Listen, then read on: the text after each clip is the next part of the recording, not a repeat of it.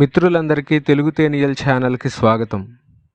మనం నిత్యం తెలుగు భాషలో సంభాషిస్తుంటాం. మన సంభాషణలు అర్థవంతంగా సాగటానికి విభక్తులు ప్రాణంగా నిలుస్తాయి. విభక్తులు లేని వాక్యాలు అర్థరహితంగా ఉంటాయి. అయితే విభక్తులను సందర్భానుసారంగా ఉపయోగించకపోతే సరైన అర్థాన్ని అందించవు. కాబట్టి ఈ వీడియో ద్వారా విభక్తులను సరైన రీతిలో ఏ విధంగా ఉపయోగించాలో సవివరంగా తెలుసుకుందాం. విభక్తి అంటే విభజించేది, వేరు చేసేది అని అర్థాలు కలవు. విభక్తులు వాక్యంలోని వేరువేరు పదాల మధ్య అన్వయాన్ని కలిగించు ప్రత్యయాలు. ఇవి రెండు పదాల మధ్య సంబంధాన్ని కలిగిస్తాయి. ఉదాహరణను చూడండి.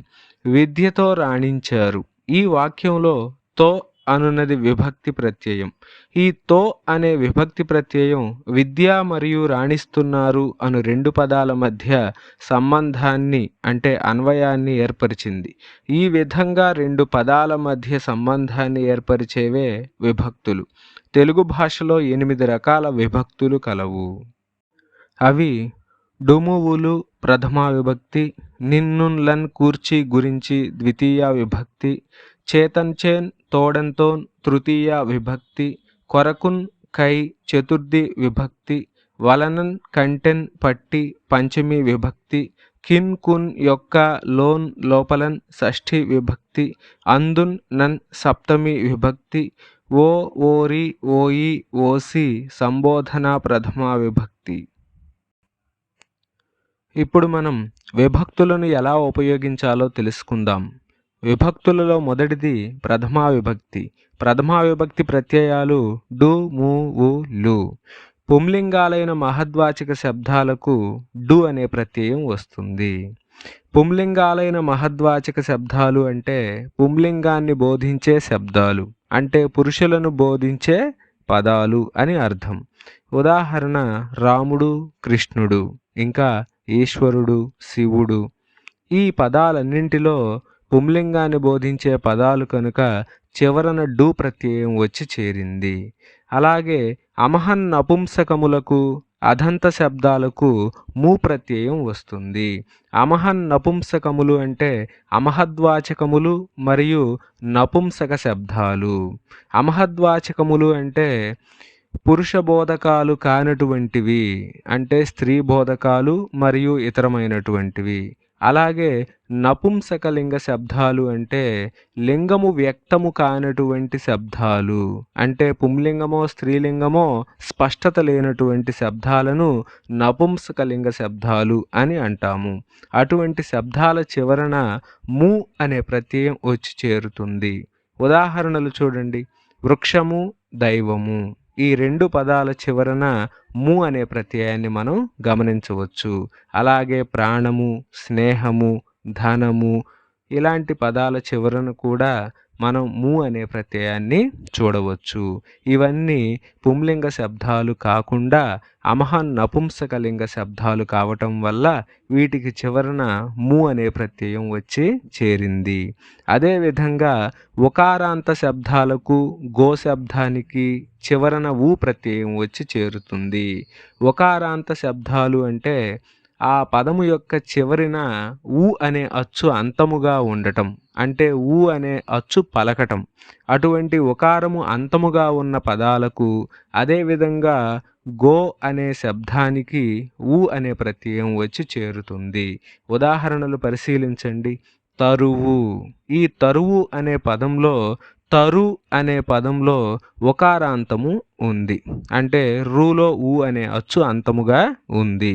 అందువలన ఇక్కడ తరు అనే శబ్దానికి ఊ ప్రత్యయం చేరి తరువు అనే శబ్దం ఏర్పడింది. అలాగే ధేనువు, మధువు, గోవు. ఈ ఉదాహరణలను పరిశీలించినప్పుడు పదాల చివరన ఊ అనే ప్రత్యయాన్ని చేరటం మనం గమనించవచ్చు. అదేవిధంగా బహువచనంలో అన్ని శబ్దాలకు ప్రథమా విభక్తి అర్థంలో లు వస్తుంది. అంటే ఏకవచన పదాలు ఏ అంతమై ఉన్నప్పటికీ, అది ఉకారాంతమైన ఇకారాంతమైన ఏ విధంగా ఉన్నప్పటికీ బహువచనానికి వచ్చేటప్పటికి అటువంటి పదాల చివరన లు అనే ప్రత్యయం చేరుతుంది.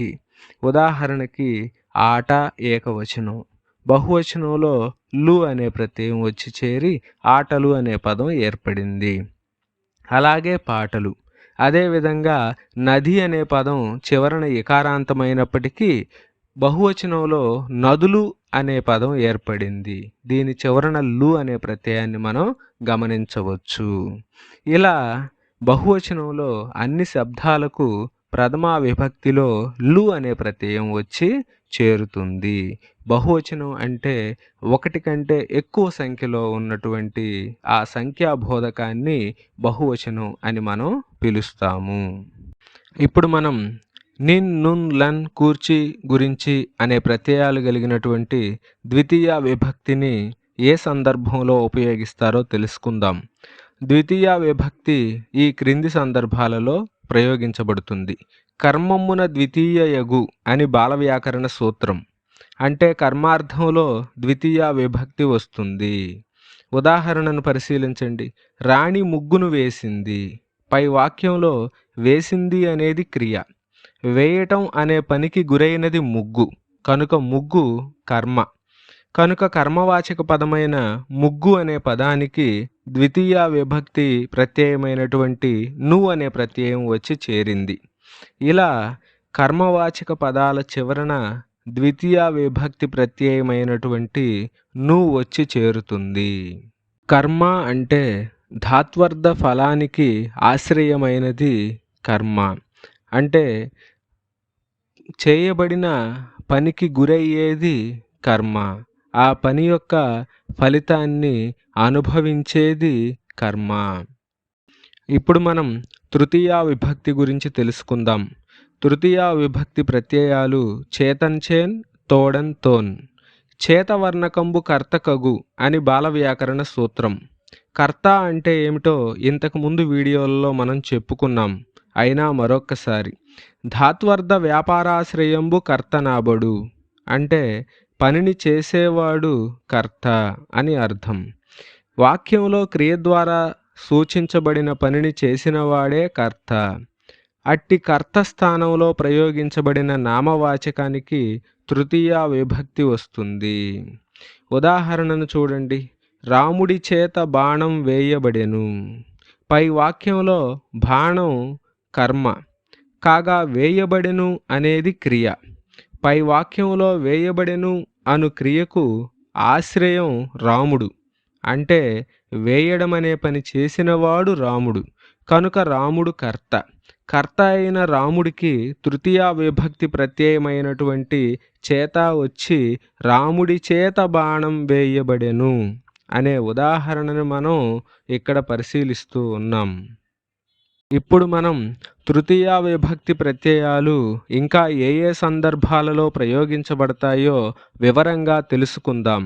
హేత్వర్థ కరణార్థ గ్రహ్యార్థాలలో చేత అను తృతీయ విభక్తి ప్రత్యయం వస్తుంది. హేతువు అంటే ఏంటో చూద్దాం. హేతువు అంటే ఫలాన్ని సాధించటానికి కారణమైన పదార్థం. ఫలాన్ని సాధించటానికి కారణమైనటువంటి వస్తువుని హేతువని అంటారు. ఉదాహరణను పరిశీలించండి. ధనం చేత సౌఖ్యం కలుగును. ఈ వాక్యంలో మనకు సౌఖ్యం కలగటానికి హేతువు ధనం, అంటే సౌఖ్యం కలగటానికి కారణం ధనం. రెండో ఉదాహరణను పరిశీలించండి. విద్య చేత యశం కలుగును. ఈ వాక్యంలో యశం అంటే కీర్తి. కీర్తి కలగటానికి హేతువు విద్య. పై రెండు ఉదాహరణలలో సౌఖ్యం, యశం అనేవి ఫలాలు. వాటిని సాధించటానికి కారణాలు ధనం, విద్య. కాబట్టి ఈ వాక్యాలలో ధనం, విద్య అనేవి హేతువులుగా ఉన్నాయి. అందుచే హేతువులైనటువంటి ధనం, విద్య అను రెండు పదాల పక్కనే తృతీయ విభక్తి ప్రత్యయమైన చేత వచ్చి చేరింది.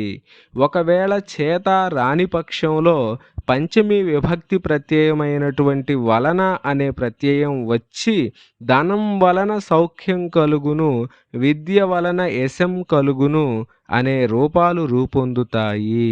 ఈ ఉదాహరణలలో తృతీయ విభక్తి ప్రత్యయమైనటువంటి చేత వలన ఏ విధమైన అర్థాన్ని సాధించామో పంచమీ విభక్తి ప్రత్యయమైనటువంటి వలన కూడా అదే విధమైనటువంటి అర్థాన్ని సాధించటాన్ని గమనించవచ్చు.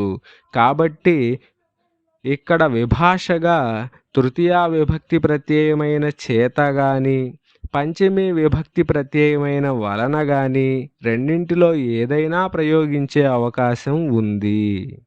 హేత్వార్థం పూర్తయ్యాక ఇప్పుడు మనం కరణార్థంలో తృతీయా విభక్తి ప్రత్యయం ఏ విధంగా ప్రయోగించబడుతుందో తెలుసుకుందాం. క్రియ జరగటానికి ఉపయోగపడే ముఖ్య సాధనాన్ని కరణము అంటారు. ఉదాహరణను పరిశీలించండి. ఖడ్గము చేత ఖండించెను. రెండవ ఉదాహరణ కోల చేత గూలనేసెను. పై ఉదాహరణలలో ఖండించుట, కూలనేయుట అనే పనులు జరగటానికి ముఖ్యంగా సహాయపడిన సాధనాలు ఖడ్గము, కోల. కోల అంటే కర్ర అని అర్థం. ఖడ్గము, కోల పై కార్యాలు జరగటానికి ముఖ్య సాధనాలుగా ఉపయోగపడినందున ఇవి కరణాలు. అందువల్ల వీటికి చేతా ప్రత్యయం కరణార్థంలో వచ్చింది. ఇది రాని పక్షంలో తోడా ప్రత్యయం వస్తుంది. ఖడ్గము తోడ ఖండించెను, కోల తోడ గూలనేసెను అనే రూపాలు ఏర్పడుతున్నాయి. హేత్వార్థ కరణార్థాల తరువాత గ్రహ్యార్థంలో ఏ విధంగా తృతీయా విభక్తి ప్రత్యయం ఉపయోగపడుతుందో ఇప్పుడు పరిశీలిద్దాం. గ్రహ్యాది యోగజాలు అంటే గ్రహించు, కొను, విను, ఎరుగు, తెలియు మొదలైనవి. వీటన్నింటినీ మనం గ్రహ్యార్థ సంబంధ వాచకాలుగా పిలుస్తాం. గ్రహ్యాది సంబంధం వల్ల కలిగిన పంచమీ విభక్తికి బదులు చేతావర్ణకం బహుళంగా వస్తుంది. అంటే పంచమీ విభక్తి ప్రత్యయం కానీ లేదా చేతా గాని వస్తుంది అని అర్థం. ఉదాహరణను పరిశీలించండి. సైనికుడు అభినవ్ ప్రధానమంత్రి చేత వీరచక్ర గౌరవం పొందెను. ఇందులో క్రియాపదం పొందెను. ఈ పొందెను అనేది గ్రహ్యాదులలో ఉన్న పదం. కాబట్టి దీనికి ఆశ్రయమైన ప్రధానమంత్రి శబ్దానికి చేతా ప్రత్యయం వచ్చింది. బహుళ గ్రహణం కారణంగా చేతా రానప్పుడు వలన ప్రత్యయం వచ్చి గ్రహణార్థంలో ప్రధానమంత్రి వలన వీరచక్ర గౌరవం పొందెను అనే వాక్యం రూపొందుతుంది. అంటే ఇక్కడ గ్రహ్యార్థంలో చేతా బదులు వలన కూడా ప్రయోగించవచ్చు. అంటే తృతీయా విభక్తి ప్రత్యయమైనటువంటి చేత వలన ఏ విధమైన అర్థం సాధించబడుతుందో పంచమీ విభక్తి ప్రత్యయమైన వలన కూడా అదే విధమైన అర్థాన్ని మనం సాధించవచ్చు. అదేవిధంగా సహార్థ తుల్యార్థాలలో తృతీయా విభక్తి ప్రత్యయమైనటువంటి తోడా ప్రత్యయం రావటాన్ని ఇప్పుడు మనం చూద్దాం.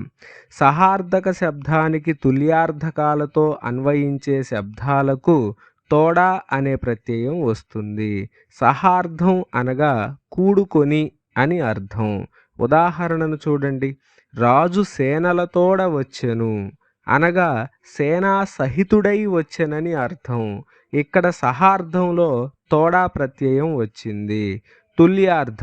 తుల్యార్థం అనగా తుల్యం, సమానం, సరిసాటి అని అర్థాలు. తుల్యార్థ శబ్దాలతో సంబంధం ఉన్నప్పుడు తోడా ప్రత్యయం వస్తుంది. ఉదాహరణను పరిశీలించండి. సూర్యుని తోడ చంద్రుడు తుల్యుడు. దీనిలో తుల్యుడు అనే పదం సూర్యునితో అన్వయిస్తుంది. కాబట్టి సూర్యుని అను శబ్దానికి తోడా ప్రత్యయం వచ్చింది. తోడా ప్రత్యయం రానప్పుడు షష్ఠీ విభక్తి ప్రత్యయమైనటువంటి కు వచ్చి సూర్యునికి చంద్రుడు తుల్యుడు అనే రూపం ఏర్పడుతుంది.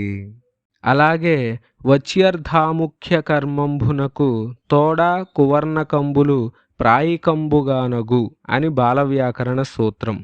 వచి అర్ధకములు వచ్యర్థకాలు. వచించు, పలుకు, అను, చెప్పు, వర్ణించు మొదలైనవి వచ్యర్థక ధాతువులు. వత్యర్థక ధాతువుల యొక్క అముఖ్య కర్మకు తోడ ప్రత్యయం వస్తుంది. అముఖ్య కర్మ అంటే వాక్యంలో ముఖ్య కర్మ, అముఖ్య కర్మ అని రెండు విధాల కర్మ పదాలుంటాయి. ద్వితీయ విభక్తికి మాత్రమే వచ్చేది ముఖ్య కర్మ. తరచుగా తోడ, కు ప్రత్యయాలు వచ్చేది అముఖ్య కర్మ. ఇటువంటి అముఖ్య కర్మకు తోడ అను ప్రత్యయం వస్తుంది. ఉదాహరణను పరిశీలించండి. మైత్రుండు చైత్రుని తోడ నిట్లనియే లేదా మైత్రుండు చైత్రునకిట్లనియే. పై ఉదాహరణల్లో అని అనే క్రియ వత్యర్థకమైన అను అనే ధాతువు నుంచి పుట్టింది. కాబట్టి ఈ వాక్యంలో ఇట్లు అనేది ముఖ్య కర్మ. ఈ పదం అవ్యయం కావటం వల్ల ద్వితీయ విభక్తి ప్రత్యయమైనటువంటి ను కనిపించటం లేదు. ఎందుకంటే లింగ విభక్తి వచనాలు లేనిదే అవ్యయం కాబట్టి. తోడ, కు అనే ప్రత్యయాలు వచ్చినటువంటి చైత్రుండు అనేది అముఖ్య కర్మ. ప్రాయకముగా అనటం వల్ల ద్వితీయ విభక్తి ప్రత్యయమైనటువంటి ని వచ్చి చైత్రుని నిట్లనియే అనే రూపం ఏర్పడుతుంది. అలాగే ఉపయోగంబునందు ఆఖ్యాతమునకు తోడ ప్రత్యయం వస్తుంది.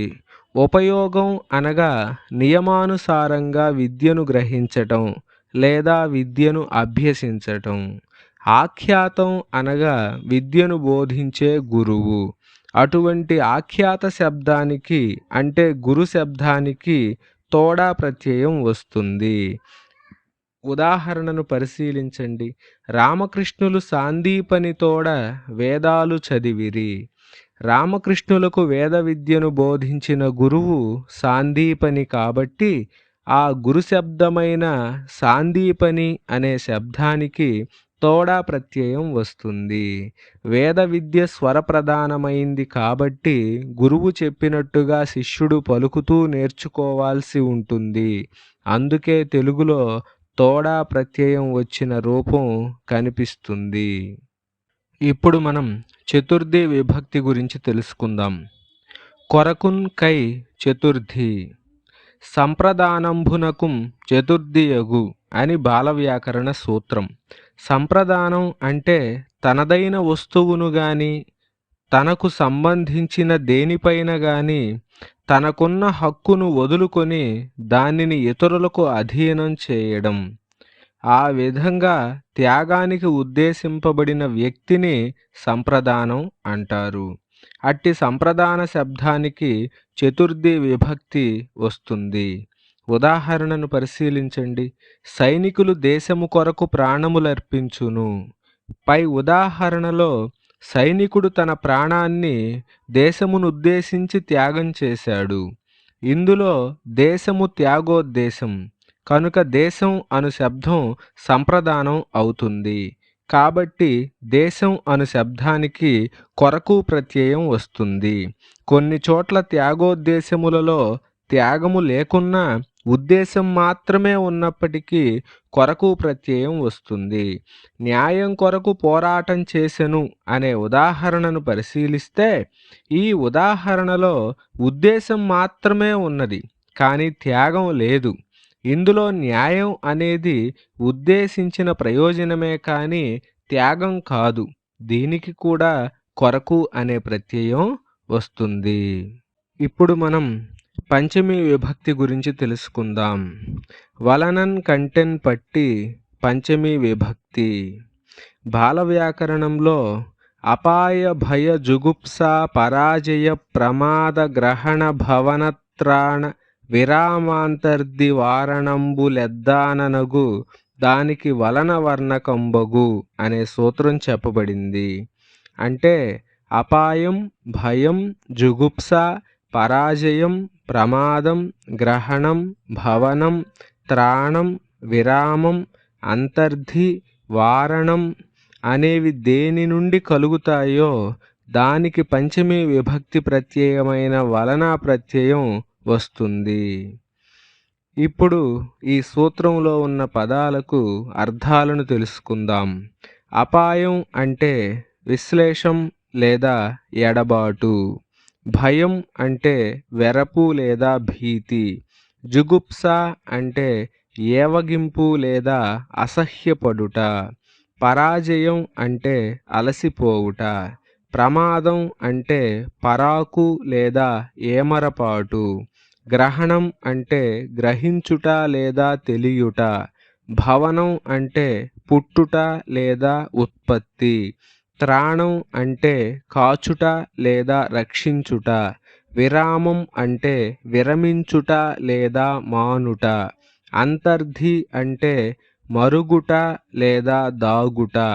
వారణం అంటే వారించుట అని అర్థాలు ఉన్నాయి. ఈ సూత్రంలో మనకు 11 సందర్భాలను బాలవ్యాకర్త తెలియజేశాడు. ఈ 11 సందర్భాలకు ఉదాహరణలను పరిశీలిద్దాం. అపాయానికి ఉదాహరణ: పాండవులు రాజ్యం వలన భ్రష్టులయ్యెను. ఇక్కడ భ్రష్టులవ్వడానికి కారణం రాజ్యం. కాబట్టి రాజ్యం అనే పదం పక్కనే వలన అనే ప్రత్యయం రావటాన్ని మనం గమనించవచ్చు. అలాగే భయమునకు ఉదాహరణ: దొంగ వలన భయపడెను. ఇక్కడ భయం కలగటానికి కారణం దొంగ కనుక దొంగ అనే పదం తరువాత వలన అనే ప్రత్యయం వాడబడింది.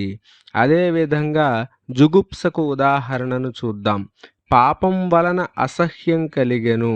అసహ్యం కలగటానికి హేతువు పాపం కనుక పాపం ప్రక్కన వలన ప్రత్యయం వచ్చి చేరింది. అదేవిధంగా పరాజయమునకు ఉదాహరణను చూడండి. ఎడతెగని పని వలన అలసిపోయెను. అలసిపోవటానికి ఎడతెగని పని కారణం కనుక ఆ ఎడతెగని పని అనే పదం తరువాత వలన ప్రత్యయం వచ్చింది. అదేవిధంగా ప్రమాదమునకు ఉదాహరణను చూడండి. నిదుర వలన ఏమరపాటు కలిగెను. ఏమరపాటుకు కారణం నిదుర కనుక నిదుర తరువాత వలన ప్రత్యయం వచ్చింది. అలాగే గ్రహణమునకు ఉదాహరణ: జ్ఞానం వలన సకల విషయాలు గ్రహించగలం. సకల విషయాలు గ్రహించగలగటానికి కారణం జ్ఞానం కనుక జ్ఞానం ప్రక్కన వలన ప్రత్యయం వచ్చి చేరింది. భవనమునకు ఉదాహరణ: మనువు వలన మానవులు పుట్టారు. మానవులు పుట్టుకకు కారణం మనువు కనుక మనువు శబ్దం తరువాత వలన ప్రత్యయం వచ్చింది. త్రాణమునకు ఉదాహరణ: స్నేహితుల వలన రక్షించబడ్డాడు. రక్షించబడటానికి కారణమయ్యింది స్నేహితులు కనుక స్నేహితుల ప్రక్కన వలన అనే ప్రత్యయం వచ్చి చేరింది. అదేవిధంగా విరామమునకు ఉదాహరణ: భోగాల వలన విరమించెను. విరమించటానికి కారణం భోగాలు. భోగాల నుండి విరమణ లభించింది కనుక భోగాల ప్రక్కన వలన అనే ప్రత్యయం వచ్చింది. అంతర్ధికి ఉదాహరణ: కృష్ణుడు తల్లి వలన దాగెను. అంటే కృష్ణుడు దాక్కోవటానికి తల్లి సహకరించింది. తల్లి వెనక దాగాడు కాబట్టి తల్లి ప్రక్కన వలన ప్రత్యయం వచ్చింది. అలాగే వారణమునకు ఉదాహరణ: శోకం వలన వారించెను. వారణము లభించినది శోకము నుండి కనుక శోకము ప్రక్కన వలన ప్రత్యయం వచ్చి చేరింది. ఈ విధంగా ఈ 11 సందర్భాలు వేటి నుండి కలుగుతాయో వాటి ప్రక్కన వలన అనే ప్రత్యయం వచ్చి చేరుతుంది. అన్యార్థాది పదాలతో అన్వయం చెప్పేటప్పుడు పంచమి విభక్తి ప్రత్యయమైనటువంటి కంఠే అనే ప్రత్యయం వస్తుంది. అన్యార్థాది పదాలు అనగా ఇతరం, పూర్వం, పరం, ఉత్తరం అనే పదాలు. ఈ పదాలతో అన్వయం చెప్పినప్పుడు అన్యార్థాది పదాలకు కంఠే ప్రత్యయం వస్తుంది. ఉదాహరణ: ధనుర్విద్యలో రాముని కంటే ఇతరులెవరూ గొప్పవారు కారు. లోభం కంటే ఇతరమైన దోషం లేదు. పై రెండు ఉదాహరణలలో రాముడు, లోభం అను పదాలు అన్యార్థాది పదాలతో అన్వయం కలిగి ఉన్నాయి. కనుక రాముడు, లోభం అను పదాల తరువాత కంటే అను ప్రత్యయం వచ్చి చేరింది. అదేవిధంగా కంటె వర్ణకంబు నిర్ధారణ పంచమికగు అని బాలవ్యాకరణ సూత్రం కలదు. జాతి, గుణ, క్రియాదులచే భేదం కలిగి ఉండే భిన్న జాతులలో ఒక జాతిని గాని, భిన్న గుణాలలో ఒక గుణాన్ని గాని, భిన్న క్రియలలో ఒక క్రియను గాని నిర్ధారణ చేయాల్సి వస్తే అట్టి నిర్ధారణకు అవధిని బోధించే శబ్దానికి కంటే ప్రత్యయం వస్తుంది. అవధి అంటే హద్దు లేదా మేర అని అర్థాలు. నిర్ధారణ అంటే స్పష్టం చేయటం అని అర్థం. ఉదాహరణను పరిశీలించండి. లోభి అయిన ధనవంతుడి కంటే దానగుణం ఉన్న పేదవాడు మేలు. పై ఉదాహరణలో లోభి అయిన ధనవంతుడు, దానగుణమున్న పేదవాడు అను ఇద్దరిలో రెండు భిన్న గుణాలు కలవు. అనగా ఇద్దరి మధ్య గుణభేదం కలదు. ఈ ఇద్దరిలో దానగుణమున్న పేదవాడు అనేది నిర్ధారణ అంటే నిర్ధారింపబడినది. నిర్ధారణమానం అంటే దానగుణమున్న పేదవాడు గొప్పవాడు, అతడే మేలు అని స్పష్టం చేయబడటం. ఈ విధంగా నిర్ధారణ చేయటానికి అవధి లోభగుణం కలిగిన ధనవంతుడు. కాబట్టి లోభి అయిన ధనవంతుడు అనే శబ్దాలకు కంటే ప్రత్యయం వచ్చింది. ఇంతకు ముందు మనం గుణభేదాన్ని బట్టి నిర్ధారణ చేయటం జరిగింది. ఇప్పుడు క్రియలను ఆధారం చేసుకుని నిర్ధారణ చేయటం ఎలాగో పరిశీలిద్దాం. ఉదాహరణను చూడండి. ఉత్త ఆశల కంటే ఉద్యమం మేలు.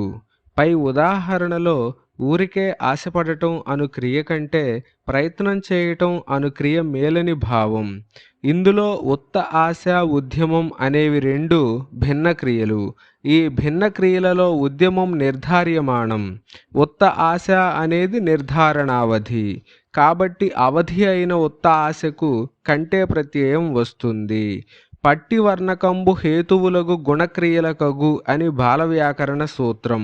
హేతువులైన గుణవాచక శబ్దాలకు, క్రియావాచక శబ్దాలకు పట్టి అను పంచమి విభక్తి ప్రత్యయం వస్తుంది అని అర్థం. ఉదాహరణను పరిశీలించండి. జ్ఞానము బట్టి ముక్తుడగును, నీవు వచ్చుటం బట్టి ధన్యుడైతిని. పై వాక్యాలలో ముక్తుడగుటకు జ్ఞానం, ధన్యుడగుటకు వచ్చుట కారణాలు. కాబట్టి హేతువులైన జ్ఞానం, వచ్చుట అను శబ్దాలకు పట్టి ప్రత్యయం వచ్చి చేరింది. ఈ ఉదాహరణలలో ఒకవేళ పట్టి ప్రత్యయం రాకపోయినట్లయితే వలన అను పంచమీ విభక్తి ప్రత్యయమే వచ్చి జ్ఞానము వలన ముక్తుడగును, నీవు వచ్చుట వలన ధన్యుడనైతిని అనే రూపాలు ఏర్పడతాయి. ఇప్పుడు మనం షష్ఠీ విభక్తి గురించి తెలుసుకుందాం. కిన్ కున్ యొక్క లోన్ లోపలన్ షష్ఠీ విభక్తి. బాల వ్యాకరణంలో శేష షష్ఠికి యొక్కయునగు అని సూత్రం ఉంది. ఇక్కడ శేషం అనగా సంబంధం అని అర్థం. అనగా సంబంధార్థములో యొక్క వస్తుంది అని భావం. సంబంధం అనగా స్వస్వామి సంబంధం, గుణ గుణీభావ సంబంధాలు. ఉదాహరణను పరిశీలించండి. నా యొక్క మిత్రుడు, వాని యొక్క తమ్ముడు. పై ఉదాహరణలలో నా, వాని అను శబ్దాలకు, మిత్రుడు, తమ్ముడు అను శబ్దాలకు మధ్య సంబంధం చెప్పబడింది. నా, వాని శబ్దాలకు యొక్క ప్రత్యయం వచ్చి చేరటాన్ని మనం గమనించవచ్చు. అలాగే నా పుస్తకం అనే ఉదాహరణను పరిశీలిస్తే పుస్తకానికి యజమానిని నేను కనుక నా అనేటటువంటి సర్వనామం తరువాత యొక్క అనే ప్రత్యయం వచ్చి నా యొక్క పుస్తకం అని పూర్తి అర్థాన్ని ఇవ్వటం జరుగుతుంది. అలాగే సీత ముఖము అనే ఉదాహరణను పరిశీలించినప్పుడు సీతకు ముఖానికి అంగాంగ సంబంధం చెప్పబడింది. కనుక ఇక్కడ కూడా సీత యొక్క ముఖము అనేటటువంటి విగ్రహ వాక్యాన్ని మనం సాధించటం జరిగింది. తరువాత నిర్ధారణ షష్ఠికి లోపల వర్ణకంబగు అని బాలవ్యాకరణ సూత్రం. ఒకానొక జాతి సమూహం నుండి ఒక జాతిని, లేదా ఒకానొక గుణ సమూహం నుండి ఒక గుణాన్ని, లేదా ఒకానొక వ్యాపార సమూహం నుండి ఒక వ్యాపారాన్ని, లేదా ఒకానొక సంజ్ఞా సమూహం నుండి ఒక సంజ్ఞను వేరు చేయటాన్ని నిర్ధారణమంటారు. అటువంటి నిర్ధారణ షష్ఠికి లోపల అను షష్ఠీ విభక్తి ప్రత్యయం వస్తుంది. సమూహం నుండి వేరు చేయబడేది అదే సమూహానికి చెందినది అయితే లోపల అను ప్రత్యయం, ఆ సమూహం నుండి వేరు చేయబడేది భిన్నమైన సమూహానికి సంబంధించినదైతే కంటే అను ప్రత్యయం వస్తాయి. ఉదాహరణను పరిశీలించండి. మనుష్యుల లోపల క్షత్రియుడు శూరుడు. పై వాక్యంలో మనుష్యులు అనేది ఒక జాతి సముదాయం. అందులో నుండి క్షత్రియుడు వేరు చేయబడ్డాడు. క్షత్రియుడు అనునది మనుష్య జాతి నుంచి వేరు చేయబడింది కనుక మనుష్య శబ్దానికి లోపల అనే ప్రత్యయం వచ్చి చేరింది. ఇంకా మనం విపులంగా అర్థం కావటం కోసం మరొక 2 ఉదాహరణలను పరిశీలిద్దాం. పక్షులన్నింటిలో నెమలి అందమైనది. ఈ ఉదాహరణను పరిశీలించినప్పుడు పక్షుల యొక్క జాతే నెమలిది కూడా, ఎందుకంటే నెమలి కూడా ఒక పక్షే కాబట్టి. ఈ విధంగా పక్షి జాతికి సంబంధించిన మిగతా పక్షులన్నింటి నుండి నెమలిని వేరు చేయదలిచినప్పుడు పక్షుల లోపల నెమలి అందమైన పక్షి అని లోపల వర్ణకాన్ని చెప్పడం జరిగింది. అలా కాకుండా పక్షులన్నింటికంటే మానవుడు తెలివైనవాడు అని చెప్పవలసి వస్తే పక్షి జాతి వేరు, మానవ జాతి వేరు కనుక ఒక జాతి నుండి మరొక జాతిని వేరు చేయవలసి వచ్చింది కనుక ఇక్కడ కంటే అనే ప్రత్యయాన్ని ఉపయోగించడం జరిగింది. అదే జాతి నుంచి ఒకరిని వేరు చేయవలసి వస్తే లోపల లేదా లో అనే ప్రత్యయాన్ని, ఒక జాతిని మరొక జాతి నుండి వేరు చేయవలసి వస్తే కంటే అనే ప్రత్యయాన్ని మనం ఉపయోగించాలి. ఇప్పుడు సప్తమి విభక్తి గురించి తెలుసుకుందాం. అందున్, నన్ అనేవి సప్తమి విభక్తికి సంబంధించిన ప్రత్యయాలు. అధికరణంబునకు సప్తమియగు అని బాల వ్యాకరణ సూత్రం. అధికరణం అనగా ఆధారం అని అర్థం. ఆధారం అనగా ఏదైనా పదార్థం ఉండటానికి అర్హమైనది అని అర్థం. అధికరణంలో సప్తమి విభక్తి వస్తుంది. ఈ ఆధారం 3 విధాలు. 1 ఔపశ్లేషికం, 2 వైషయికం, 3 అభివ్యాపకం. ఈ 3 సందర్భాలలో ఆధారాన్ని తెలుపు పదానికి అందు అనే ప్రత్యయం వస్తుంది. ముందుగా మనం ఔపశ్లేషికం అంటే ఏంటో తెలుసుకుందాం. ఔపశ్లేషికం అంటే సామీప్య సంబంధం, అంటే దగ్గరి సంబంధం అని అర్థం. ఉదాహరణను చూడండి. ఘటమందు జలం ఉంది. ఈ ఉదాహరణలో ఘటానికి జలానికి సమీప సంబంధం ఉంది. అదేవిధంగా ఈ జలానికి ఆధారం ఘటము కావున ఆధార శబ్దమైన ఘటానికి అందు ప్రత్యయం వచ్చింది. అదేవిధంగా చెరువునందు నీరు కలదు. ఇక్కడ కూడా నీటికి ఆధారం చెరువు. ఈ రెండింటికి సామీప్య సంబంధం కలదు కాబట్టి చెరువు పక్కనే అంధు అనే ప్రత్యయం వచ్చి చెరువునందు నీరు అనే రూపం ఏర్పడింది. అదేవిధంగా ఇప్పుడు మనం వైషయికం అంటే ఏంటో తెలుసుకుందాం. వైషయికం అంటే విషయ సంబంధమైనది అని అర్థం. ఉదాహరణను పరిశీలించండి. కీర్తియందు వాంఛ కలదు. ఈ ఉదాహరణలో కీర్తి అనున్నది విషయ సంబంధమైనది కావున కీర్తి శబ్దానికి అంధు ప్రత్యయం వచ్చి చేరింది. వాంఛకు ఆధారం కీర్తి కనుక కీర్తి అనే పదానికి అంధు అనే ప్రత్యయం వచ్చి కీర్తియందు వాంఛ కలదు అనే రూపం ఏర్పడింది. అలాగే విద్యయందు తృష్ణ కలదు. ఈ ఉదాహరణలో కూడా తృష్ణ అంటే కోరిక. ఈ కోరికకు ఆధారం విద్యే కనుక అందు ప్రత్యయం వచ్చి విద్యయందు తృష్ణ అనే రూపం ఏర్పడింది. తరువాత అభివ్యాపకం అంటే ఏంటో తెలుసుకుందాం. అభివ్యాపకం అంటే అంతటా వ్యాపించటం అని అర్థం. ఉదాహరణను పరిశీలించండి. అన్నిటి యందు భగవంతుడు కలడు. ఈ ఉదాహరణలో అన్నింటి అను శబ్దం సర్వవ్యాపకత్వాన్ని తెలుపుతుంది. అంటే ఈ సృష్టిలో ఉన్న ప్రతి దానిలో భగవంతుడున్నాడు. ఈ ప్రతి దానిలో అనేది ఈ సృష్టి మొత్తం నిండి ఉన్నాడు అనే అర్థాన్ని మనకు తెలియజేస్తుంది. ఇలా అన్నింటి అనే శబ్దం సర్వవ్యాపకత్వాన్ని తెలుపుతుంది కనుక ఆ శబ్దం తరువాత అందు ప్రత్యయం వచ్చి అన్నింటి యందు భగవంతుడు కలడు అనే రూపం సాధ్యమైంది. ఉకారాంత జడంబునకు నవర్ణకంబగు. ఉకారాంత జడానికి నా అను వర్ణకం వస్తుంది. జడం అంటే అచేతన పదార్థం, అంటే కదలిక లేని పదార్థం అని అర్థం. ఉదాహరణను చూడండి. ఘటమున జలమున్నది. ఈ ఉదాహరణలో ఘటము అనునది జడవాచకం, అంటే ఎటూ కదలలేని పదార్థం. మరియు ఒకారాంతం. ఒకారాంతం అంటే ఘటము అనే పదము చివరన ఊ అనే అచ్చు అంతముగా పలుకుతూ ఉంది. అదేవిధంగా జలానికి ఆధారమైనది ఘటము. కావున ఒకారాంత శబ్దమైన ఘటము అనే శబ్దానికి నా అను సప్తమి విభక్తి ప్రత్యయం వచ్చి ఘటమున జలమున్నది అనే రూపం సిద్ధించింది. ఇప్పుడు మనం విభక్తులలో చివరిదైన సంబోధన ప్రథమా విభక్తి గురించి తెలుసుకుందాం. ఓ, ఓరి, ఓయి, ఓసి అనునవి సంబోధన ప్రథమా విభక్తి యొక్క ప్రత్యయాలు. ఓ ఆమంత్రణంబునందగు అని బాలవ్యాకరణ సూత్రం. ఆమంత్రణం అనగా పిలవటం లేదా సంబోధన అని అర్థం.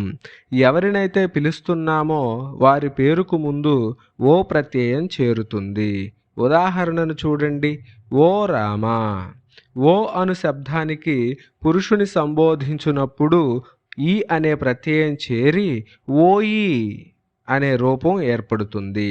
అలాగే నీచ పురుషుణ్ణి సంబోధించున్నప్పుడు రి అనే ప్రత్యయం చేరి ఓరి అనేటటువంటి రూపం ఏర్పడుతుంది. నీచ స్త్రీని సంబోధించున్నప్పుడు సి అనే ప్రత్యయం చేరి ఓసి అనే రూపం సిద్ధిస్తుంది. ఓరి, ఓసి మైత్రి యందు గలవు అని బాల వ్యాకరణ సూత్రం. అనగా మైత్రిని తెలుపు సందర్భంలో సంబోధనలో ఓరి, ఓసి అను ప్రత్యయాలు కనిపిస్తాయని భావం. దీనికి ఉదాహరణలు చూడండి. ఓరి చిన్ని కృష్ణ, ఓసి ముద్దు బాల. ఈ ఉదాహరణలలో నీచ పురుషుణ్ణి కానీ నీచ స్త్రీని కానీ సంబోధించలేదు. కేవలం మైత్రిని మాత్రమే తెలపడం జరిగింది. ఇలా మైత్రిని తెలిపే సందర్భంలో కూడా ఓరి, ఓసి అనేవి సంబోధనకు ముందు వచ్చి చేరతాయి. ఔపవిభక్తులు. ఈటీతి వర్ణంబులు వక్షమాణంబులు ఔపవిభక్తి కంబులు అని బాల వ్యాకరణ సూత్రం. అనగా ఈటీతి వర్ణాలను ఔపవిభక్తికాలు అని అంటారు. ఇవి విభక్తిని కారణంగా చేసుకొని ఆదేశంగాను ఆగమంగాను కొన్ని ప్రాతిపదికలకు వస్తాయి. ఇవి వర్ణాలే గాని ప్రత్యయాలు కాదు. ఉదాహరణలు పరిశీలించండి. కాలు అనే పదములో లూలో ఉన్నటువంటి ఒకారాన్ని తొలగించి ఈ చేరి ఖాళీ అనే రూపం ఏర్పడింది. అలాగే ఊరు అనే పదములో రూలో ఉన్నటువంటి ఒకారాన్ని తొలగించి ఈ ఆదేశంగా వచ్చి ఊరి అనే పదం ఏర్పడింది. నోరు అనే పదంలో ఉన్నటువంటి రు అనే అక్షరాన్ని తొలగించి టి అనేటటువంటి అక్షరం ఆదేశంగా వచ్చి నోటి అనే పదం ఏర్పడింది. గోరు అనే పదములో ఉన్నటువంటి రు అనే అక్షరం స్థానంలో టి అనే అక్షరం ఆదేశంగా వచ్చి గోటి అనే పదం ఏర్పడింది. అలాగే నేయి అనే పదములో ఈ అనే అక్షరం తొలగిపోయి తి అనే అక్షరం ఆదేశంగా వచ్చి నేతి అనే పదం ఏర్పడింది. అలాగే చివరిగా గోయి అనే పదములో ఈ అనే అక్షరం లోపించి తి అనే అక్షరం ఆదేశంగా వచ్చి గోతి అనే పదం ఏర్పడింది. పై ఉదాహరణల్లో చూపినట్లు ఈ టి తి అను వర్ణాలు ఉపవిభక్తులుగా ప్రయోగించబడతాయి. విగ్రహవాక్యాలు సమాస పదాలుగా మారినప్పుడు విభక్తులకు లోపం వస్తుంది, కానీ ఉపవిభక్తులైన ఈటీతి వర్ణాలకు లోపం రాదు. ఇక్కడ ఉదాహరణను పరిశీలించండి. నేయి ప్లస్ తో అని ఉన్నప్పుడు నేయి అను పదములో ఈ అనే అక్షరం స్థానంలో తి అనే అక్షరం ఆదేశంగా వచ్చి నేతితో అనే రూపం ఏర్పడింది. నేతితో మిఠాయి అనే విగ్రహవాక్యం సమాస పదంగా మారేటప్పుడు తో అనే విభక్తి ప్రత్యయం లోపించింది, కానీ నేతి మిఠాయి అనే సమాస పదంలో ఉన్నటువంటి తి అనే ఉపవిభక్తి మాత్రం లోపించలేదు.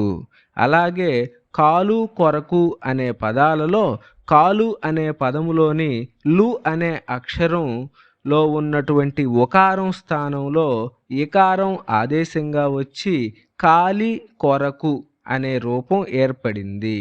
కాలి కొరకు చెప్పు అనే విగ్రహవాక్యం సమాస పదంగా మారినప్పుడు కాలి చెప్పు అనే సమాస పదం ఏర్పడింది. ఈ సమాస పదంలో కొరకు అనే విభక్తి ప్రత్యయం లోపించింది, కానీ లి అనే అక్షరంలో ఉన్నటువంటి ఉపవిభక్తి అయినటువంటి ఈ అనే అక్షరం మాత్రం లోపించలేదు. పై వాక్యాలలో విగ్రహవాక్యాలు సమాస పదాలుగా మారినప్పటికీ ఉపవిభక్తులైనటువంటి ఈటీతి అనే అక్షరాలు మాత్రం లోపించలేదు. ఇంతవరకు ఈ వీడియోలో విభక్తులు, ఔపవిభక్తికాల గురించిన పూర్తి సమాచారం అందించడం జరిగింది. ఈ వీడియో మీకు ఎంతగానో ఉపయోగపడుతుందని భావిస్తున్నాను. ఈ వీడియో చూసిన తరువాత తత్పురుష సమాసంలో విగ్రహవాక్యాలు రాయటం ఎంతో సులభమవుతుందని నా భావన. వీడియో చూసినందుకు ధన్యవాదాలు.